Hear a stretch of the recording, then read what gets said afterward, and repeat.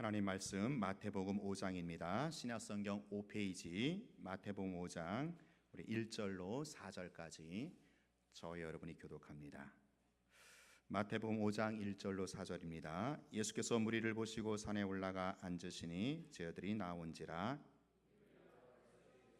심령이 가난한 자는 복이 있나니 천국이 그들의 것이며 애통하는 자는 복이 있나니 그들이 위로를 받을 것이며. 아멘.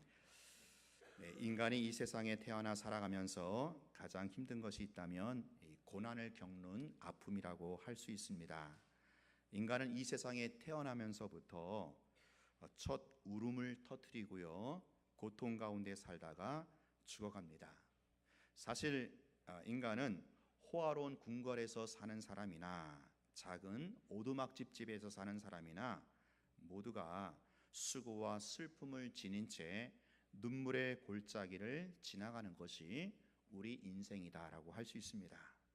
그래서 사람들은요, 되도록 고난받지 않고 행복하게 사는 것이 축복이라고 생각합니다. 그리고 슬픔과 눈물은 불행이라고 여기는 것이죠. 그러나 오늘 예수님은 이 점에 있어서 아주 충격적인 말씀을 하십니다. 애통하는 자는 복이 있나니, 애통하는 자가 복이 있다, 그렇게 말씀합니다.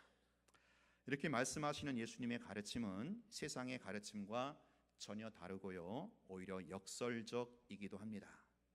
오늘 본문에 나오는 이 애통으로 번역된 이 펜데오, 히브리어 헬라어로 펜데오라는 단어인데, 이것은 극도의 슬픔을 뜻하는 그런 단어를 말합니다. 여러분, 사람들이 어떤 경우에 극도의 슬픔을 당해서 애통합니까? 지난번에 그 제천 참사 있었잖아요. 제가 아는 그 목사님 그 지인인데, 그 중에도 참 많이 너무너무 애통해하고 그 슬픔을 겨누지 못하는 그런 경우를 옆에서 보게 됩니다. 사랑하는 남편이나 자식을 어처구니 없는 사고로 잃게 되었을 때, 그때는 더 이상 이 슬픔을 참지 못하고 소리 지르면서 울부짖게 됩니다. 이 애통한다라는 것은 슬픔을 도저히 참을 수가 없어서 그 고통의 감정이 겉으로 폭발하는 것을 애통이다라고 말합니다. 오늘 본문에서 말씀하신 이 애통이라는 이 단어가 이런 정도의 고통스러운 감정을 담은 단어를 뜻하는 것입니다. 이 본문에 나오는 이 애통이라는 의미는 앞선 3절과도 연관해서 볼 수 있는데, 그렇게 봤을 때 3절과 4절 연결해서 봤을 때 심령이 가난한 자가 토하는 영혼의 거룩한 탄식을 가리켜 바로 애통이라고 표현을 할 수가 있습니다. 심령이 가난한 자가 토하는 영혼의 거룩한 탄식이다. 사실 이런 애통은요, 우리 삶 가운데 계속 있어야 하는 것입니다. 근데 안타깝게도 현대 교인들에게 이런 감정이 어느새 다 말라버린 것 같아요. 제가 기억하기로는 지금으로부터 한 반세기 전만 해도 우리 한국교회의 이미지는 한마디로 말하면 애통하는 공동체였습니다. 그 당시에는 너무나도 가난한 때였고요, 혼란스러운 사회상을 눈으로 보면서 살아야만 했고, 일제 압박이라는 착취와 6.25 전쟁의 참상을 겪어야만 했던 그때는요, 여러분 정말 그건 사람이 참 사는 게 아니죠.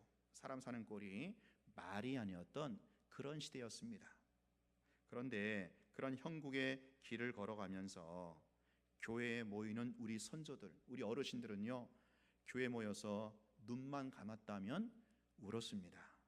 자기 죄를 놓고 통곡하고, 예수 안 믿는 식구들을 위해서 통곡하고, 나라와 민족의 죄를 짊어지고 하나님 앞에 눈물을 뿌리며 기도하며 통곡했던 것을 저도 어렴풋이나마 시골 교회에서 기억이 납니다.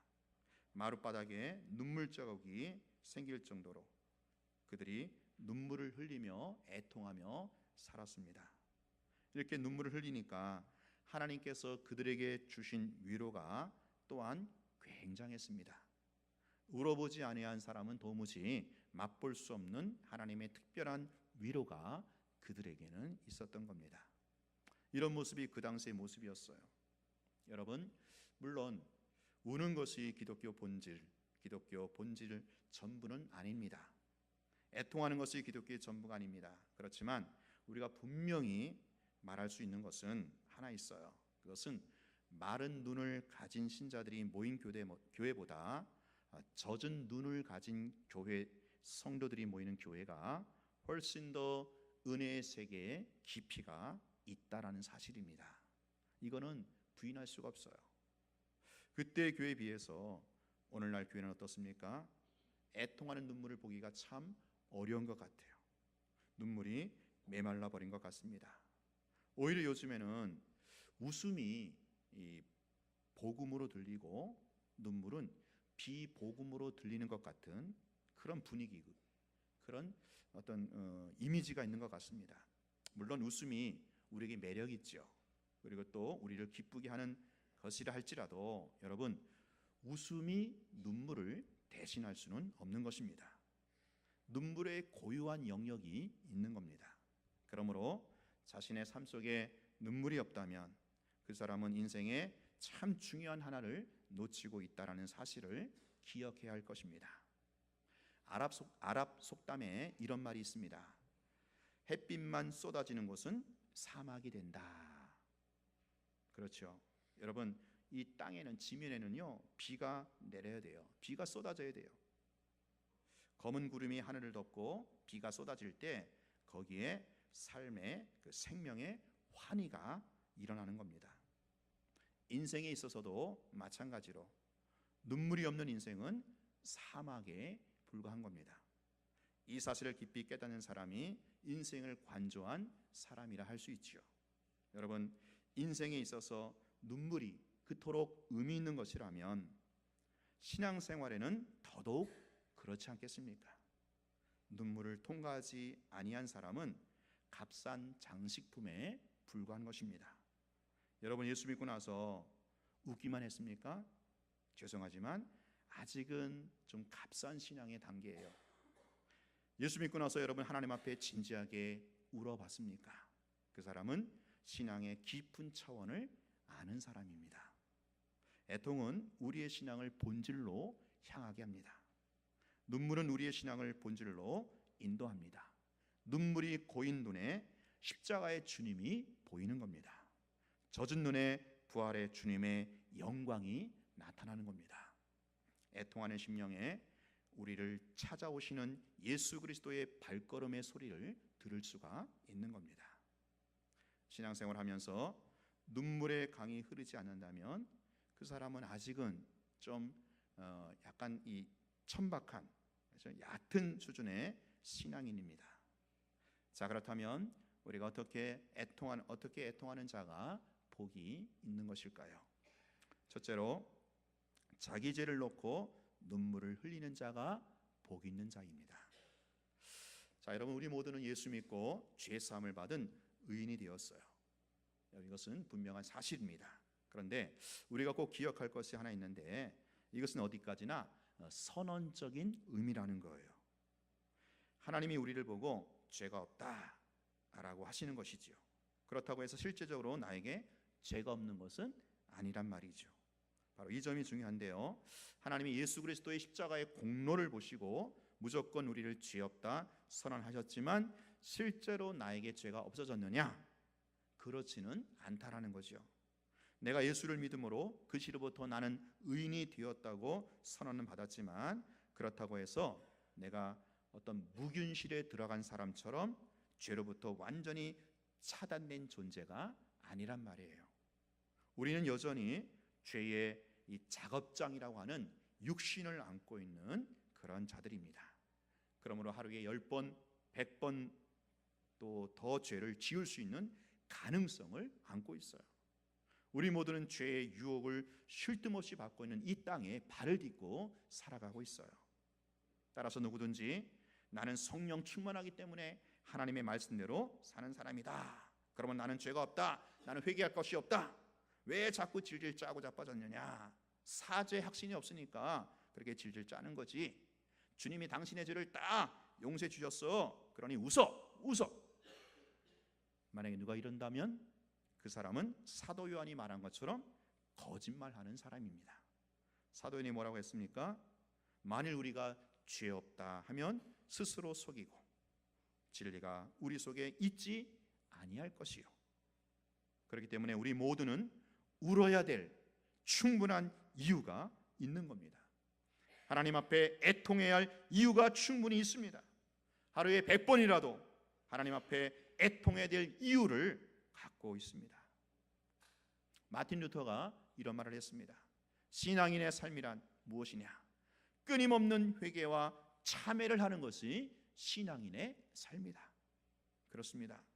예수 믿는 신자들 중에 정말로 복 있는 사람은 끊임없이 애통하는 사람이야말로 복 있는 사람이다라는 거예요. 하나님의 눈으로, 하나님의 시각으로 자신을 보는 사람입니다. 여러분, 사람들이요, 하나님을 모를 때는 세상적인 눈으로 자신을 바라봅니다. 주로 다른 사람과 비교하면서 자신을 이렇게 보게 되죠. 그러나 믿음의 눈을 뜨면서 어느새 하나님의 그 눈으로 자신을 보게 되는 겁니다. 그러면서 어떻게 됩니까? 그러면서 너무나도 이 자기 모습이 기가 막혀 갖고 눈물이 저절로 나오거나 자신의 그 죄성 때문에 애통하게 되는 겁니다. 많은 사람들이요, 무엇인가 자기는 괜찮은 사람인 줄 알고 은근히 자부심을 갖고 살아갑니다. 예컨대 머리가 좀 좋다든지 잘생겼다든지 인기가 있다든지 집안이 좋다든지 학벌이 좋다든지 그런 거죠. 그런데 어느 날 성령의 도우심으로 그 자기의 실상을 낱낱이 보게 됩니다. 모든 위선과 거짓의 껍질을 벗고 자기 자신이 꽤 괜찮은 사람이고 또 다른 사람도 그렇게 생각하는 줄 알았던 그 환상의 세계에서 깨어나게 되면서 자기가 자랑했던 그것이 아무것도 아니라는 것을 깨닫게 되는 거죠. 그리고 자신이 참으로 보잘것없는 그런 존재라는 것을 발견하게 되는 겁니다. 다시 말해서 자신에 대하여 몰랐던 이 사실들을 하나씩 이것이 이제 드러나기 시작하면서 도대체 내가 얼마나 절망스러운 상태에서 구원을 받았는지를 깨닫게 되는 거예요. 그러면서 다시금 죄에 대하여 치를 떨게 되는 거죠. 또한 죄를 용서받고 난 후에도 그 수치스러운 과거의 죄 습관을 청산하지 못해서 다시 그런 죄에 빠지게 되었을 때 그 죄 때문에 애통하게 되는 겁니다. 이사야가 성전에 들어가서 하나님의 영광을 목도하고 나서 그 순간 상대적으로 거룩하지 못한 자신을 발견하고는 화로다 나여 망하게 되었도다. 나는 입술이 부정한 사람이다. 그렇게 말하면서 애통해 했습니다. 이렇게 하나님 앞에서 자기 자신을 발견하는 사람마다 애통하지 않을 수가 없다는 겁니다. 그리고 이렇게 애통하는 사람을 보고 복이 있다. 애통하는 자여 네가 복이 있다. 이렇게 예수님이 말씀하는 겁니다. 사랑하는 여러분, 여러분은 얼마만큼 주님 앞에서 상하고 통해하는 심정을 가지고 신앙생활을 하고 계십니까? 여러분, 우리 눈에 이 탄식의 눈물이 있을 때, 통해하는 눈물이 있을 때 우리의 심령에 그 하나님이 주시는 그 하늘로부터 내려오는 위로의 무지개가 우리 심령 가운데 서 있다라는 것을 꼭 기억하시기를 바랍니다. 두 번째로, 인생의 무거운 짐을 지고 하나님 앞에 부르짖는 사람이야말로 복 있는 사람이다라는 거예요. 여러분, 하나님의 자녀들 가운데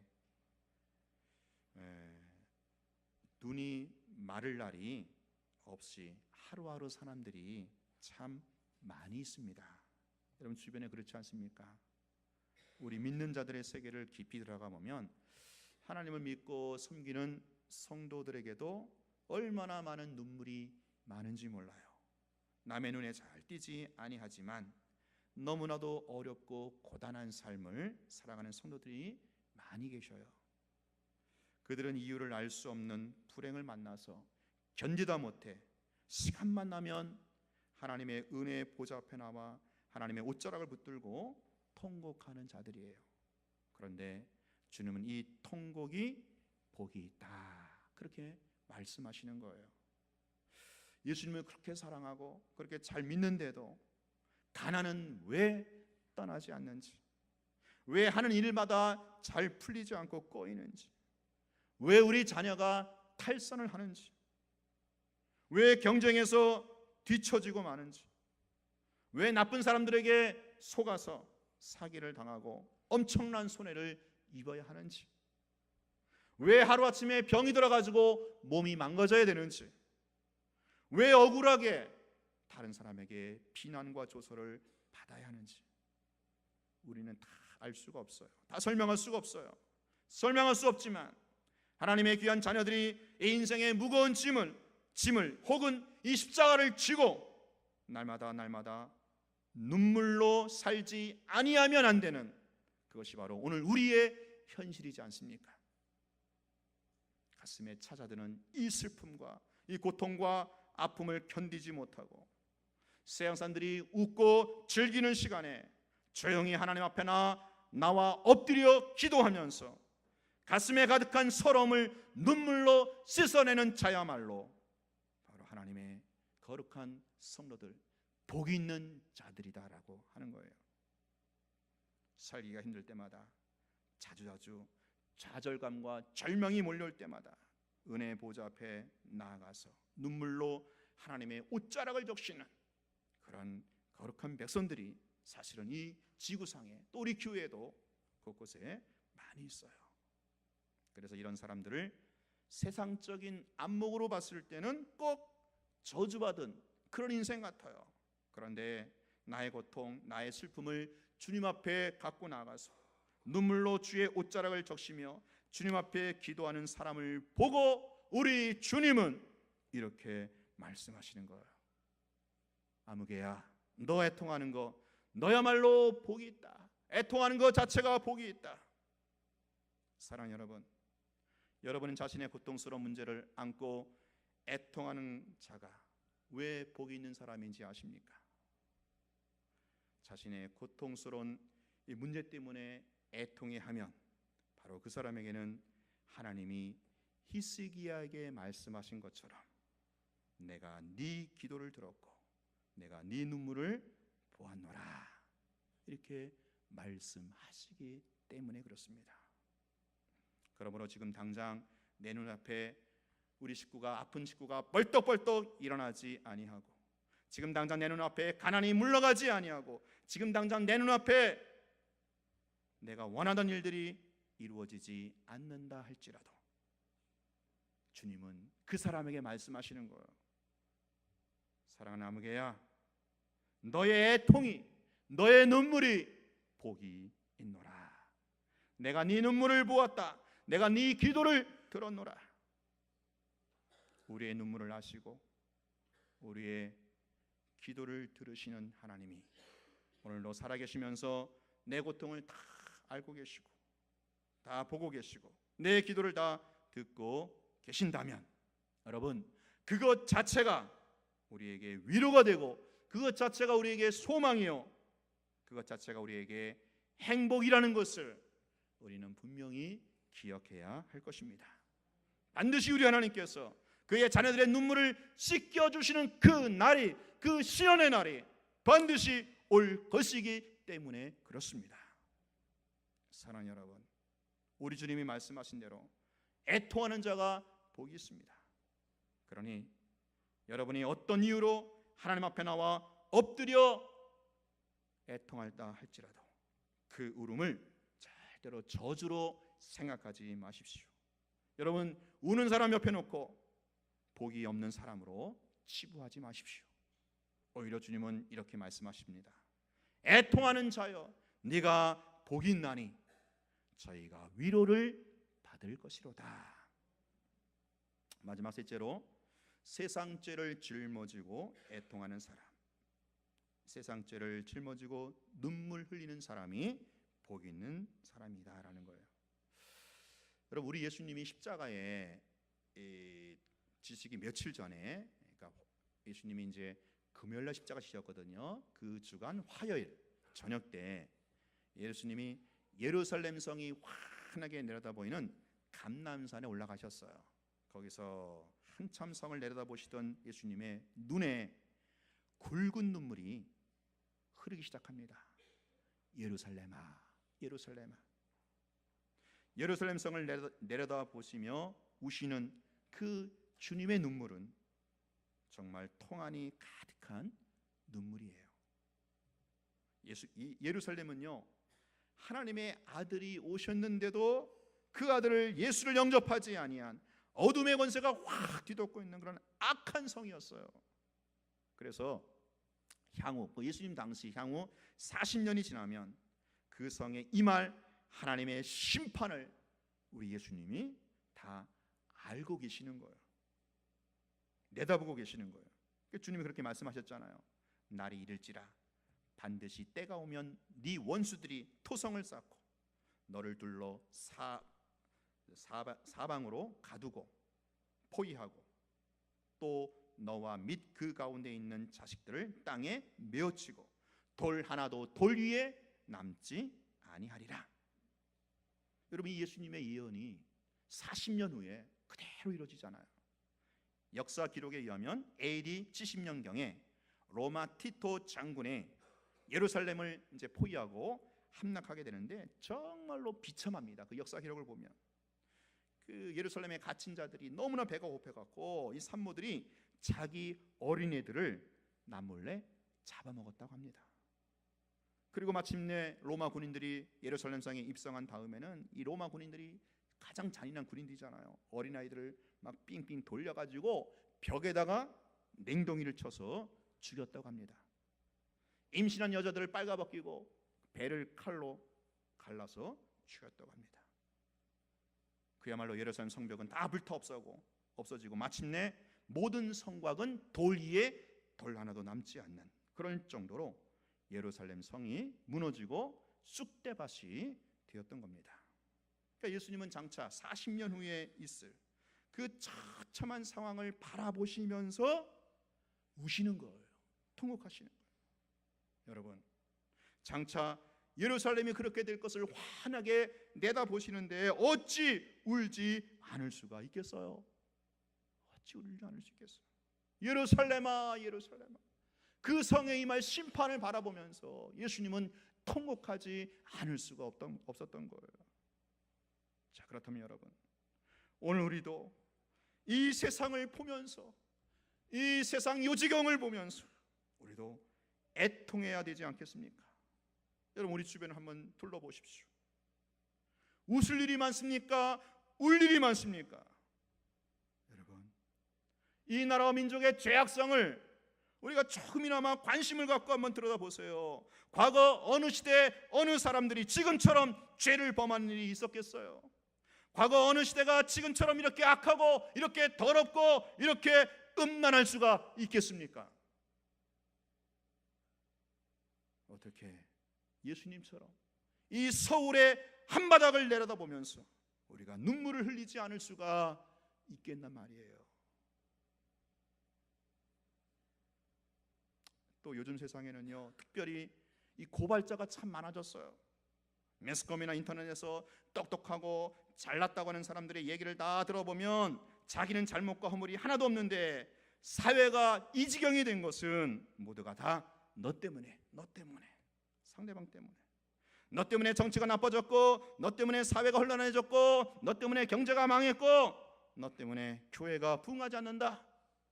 다 그렇게 고발자예요, 고발자. 그러나 여러분, 실상은 정반대가 아니겠습니까? 오늘 저와 여러분은 다른 사람의 죄와 허물에 대해서 고발하거나 정죄하지 않고 대신에 오늘 우리는 애통해야 되지 않겠습니까? 예수님이 말씀하시는 이 애통이라는 것은 내 죄와 허물 때문에만이 아니라 내 주변에 있는, 내 가까이 있는 사람들의 허물과 죄악, 이 나라와 민족의 죄악까지 내 것으로 끌어안고 애통해야 하는 것을 말하는 거예요. 비록 내가 한 것은 아니지만 나도 그 죄악을 같이 짊어지고 있다라는 점에서 우리는 같이 이 나라와 민족의 이 죄악성을 끌어안으면서 우리는 애통해야 한다라는 거예요. 그래서 이 나라와 민족을 위해서 진심으로 애통하는 그 교회와 그 성도만이 이 땅에 희망을 줄 수가 있단 말이에요. 여러분 그렇지 않습니까? 사실 여전히 당리당략에 빠져가지고 개인 사리사욕에 빠진 이 정치인들에게 우리가 무엇을 더 이상 기대할 수 있겠어요? 양심은 다 내팽개치고 수단과 방법을 가리지 않고 그저 돈벌이에 급급한 이 경제인들, 기업인들 보면서 우리가 더 무슨 기대를 할 수 있겠어요? 아무에게도, 이제 아무 곳에도 기대할 수가 없어요. 오직 이 땅에 소망이 있다면 이 나라와 민족의 죄악을 내 것으로 끌어안고 십자가 앞에 나아가 예수님처럼, 바울처럼 눈물 흘리며 통곡하며 기도하는 하나님의 백성들만이, 하나님의 교회만이 이 시대의 마지막 유일한 대안이요 소망인 줄로 믿습니다. 교회만이 희망이에요. 이런 의미에서 주님이 말씀하시는 거예요. 나를 믿고 따르는 너희들아, 너희는 내 나라를 위해서 하나님의 의를 가지고 이 나라 민족을 위해서 애통해 하라. 예수 안 믿는 불신자 내 이웃을 위해서 애통해 하라. 그러면 그 애통은 복이 있느니라. 내가 너를 위로하리라. 반드시 너의 애통이 헛되지 않도록 해주마. 주님이 약속하시는 거예요. 주님이 그렇게 약속하셨어요. 자, 근데 오늘날 이 땅의 비극이 무엇입니까? 그것은 오늘날에는 예수 믿는 사람들이 너무 울지 않는다라는 거예요. 눈물이 말랐다라는 거예요. 그것은 뻔뻔스럽다고 하는 반증이에요. 그러기에 주님이 주시려고 하는 하늘의 위로와 축복들을 놓치고 마는 거예요. 혹시 우리 중에 자신의 마음이 도대체 좀채로 애통하는 마음이 안 생기는 분이 계십니까? 그렇다면 진정 내가 애통할 수 없는 그 마음을 애통하시기 바래요. 어떤 사람은 회개하고 싶어도 회개가 안 되고요, 뭐부터 어떻게 회개할지조차 모르는 사람이 있어요. 울고 싶어도 울어지지 않는 사람이 있어요. 가슴은 벌써 싸늘해졌고 냉랭해졌고 냉소적인 사람이 된 겁니다. 비판적인 사람이 되어버린 거예요. 여러분이 바로 그런 마음의 소유자라면 회개할 수 없는, 애통해 할 수 없는 그 마음과 심정을 애통해 하시기 바래요. 그래야 여러분과 저의 눈에서 이제 이 나라와 민족의 죄악과 오늘의 현실을 보면서 회개의 눈물이 이제 강같이 흘러가기를 바랍니다. 그 회개의 눈물이 이 나라 민족을 덮고 우리 교회를 새롭게 하고 우리 가정을 새롭게 세워나갈 수 있기를 바랍니다. 교회의 모든 허물과 죄악을 보면서 또 가정의 그 연약함을 보면서 오늘 애통의 눈물을 흘려보내야 할 것입니다. 사랑하는 여러분, 애통하는 자가 복이 있나니 저희가 위로를 받을 것이며, 이 말씀을 우리 마음속에 깊이 새기고 내 죄를 놓고 슬퍼하며 애통해 할 수 있는 사람, 인생의 무거운 짐과 그 곤고한 짐을 지고 주님 앞에 나와서 눈물 뿌리며 기도할 줄 아는 사람, 이 나라와 민족의 죄를 짊어지고 또 예수 안 믿는 불신 이웃의 영혼을 위해서 눈물을 흘리며 기도할 줄 아는 사람이 될 때 오늘 우리가 놀라운 은혜를 다시 회복할 수 있을 뿐만 아니라 오늘 우리의 가정이 살고 교회가 살고 더 나아가 이 나라 민족이 소생될 수 있다는 사실을 꼭 명심하시기를 바랍니다. 오늘 우리가 심령이 가난한 자가 되어서 하나님 앞에 끊임없이 내 영혼으로 애통을 토해내므로 오늘 우리 자신이 복을 받고 우리 가족과 교회와 이 나라 민족이 복을 받는 그런 은혜가 있기를 주의 이름으로 축원합니다. 기도하겠습니다.